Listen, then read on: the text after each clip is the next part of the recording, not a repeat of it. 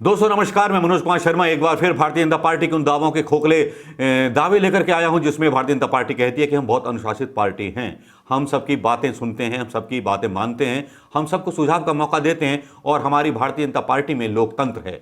लेकिन इस लोकतंत्र के खिलाफ पहले एक भारतीय जनता पार्टी के विधायक ने, आपको याद होगा, राठौड़ साहब ने आवाज़ उठाई थी, लेकिन अब फिर ये आवाज़ धीरे धीरे ज़्यादा बड़ी होने लगी है, ज़्यादा लाउड होने लगी है। अब उन्हीं के सहयोगी दल के, अपना दल के विधायक ने आरोप लगाते हुए योगी सरकार और मोदी सरकार पर हमला बोला है। और किस तरह से हमला बोला है, अगर आप खुद सुन लेंगे तो खुद समझ जाएंगे कि योगी सरकार की पोल खोलते उनके सहयोगी दल के विधायक और उनकी खुद पार्टी का कबाड़ा करने में लगे हुए और खुद की नीतियों से प्रदेश का कबाड़ा करने में लगे हुए और मोदी जी देश का कबाड़ा करने में किस तरह से लगे हुए हैं, पहले ये वीडियो सुन लीजिए। अधिकारी अपने मन का बंटवा रहे हैं, विधायकों को कोई पावर नहीं दे रखा है सरकार ने। राठौर विधायक ने जो कहा था 100% सही। राठौर ही नहीं, आज अगर चुनाव हो जाए विधायकों को लेकर अलग जी, तो 99% विधायक असंतुष्ट है सरकार की नीतियों से। सही है, सही है। ये मेरा दावा है। प्रधानमंत्री जी पूरा देश अकेले चलाना चाहते हैं और योगी जी हमारे मुख्यमंत्री प्रदेश अकेले चलाना चाहते हैं।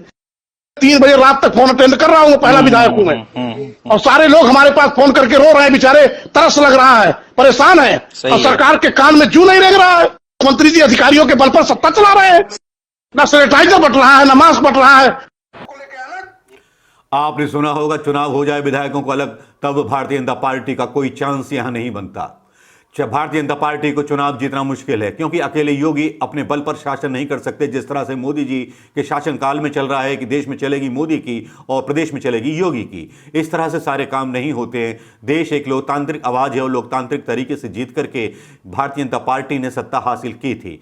सत्ता को हासिल करने में भले ही उन्होंने विकास का नारा दिए हों, अब चाहे नारा उनका बदल गया हो, अब चाहे नारा जमाती और जिहादी के बीच हो गया हो, अब चाहे कोरोना बीमारी हिंदू और मुसलमान का रूप अख्तियार कर चुकी हो, भले नड्डा साहब या मोदी जी या उनके बड़े नेता उनको चेतावनी देते हुए प्रतीत होते हैं, लेकिन ऐसा कुछ लगता नहीं, क्योंकि मोदी मीडिया आज भी, गोदी मीडिया आज भी छाती फाड़ फाड़ करके जिहादियों और जमातियों की भागीदारी कोरोना में फैलाने में बता रहा है। इससे ज़्यादा देश को शर्म की और क्या बात होगी। अगर इस तरह की छूआछात अपनाई जाती है तो अमेरिकन एजेंसी की वो रिपोर्ट भी सही नज़र आती है, जिस अमेरिकन एजेंसी में कहा गया, दावा किया गया कि भारत में भेदभाव हो रहा है। अगर अमेरिकन एजेंसी इस चीज़ को कहती है तो इस मामले को यूनाइटेड नेशन में जाने के अंदेशे बढ़ जाते हैं। यह भी मैं आपको बता चुका हूं दोस्तों कि अरब कंट्रीज़ ने किस तरह से एतराज़ उठाया था भारत में हो रही चीज़ों के बारे में। गल्फ़ कंट्रीज़ में हिंदुस्तान, भारत अपना मुकाम धीरे धीरे खो रहा है। जिस भारत को एक लोकतंत्र की खूबसूरती के लिए पूरे देश में, पूरे विश्व में जाना जाता था, वो अब विश्व में अपनी धीरे धीरे पहचान खो रहा है।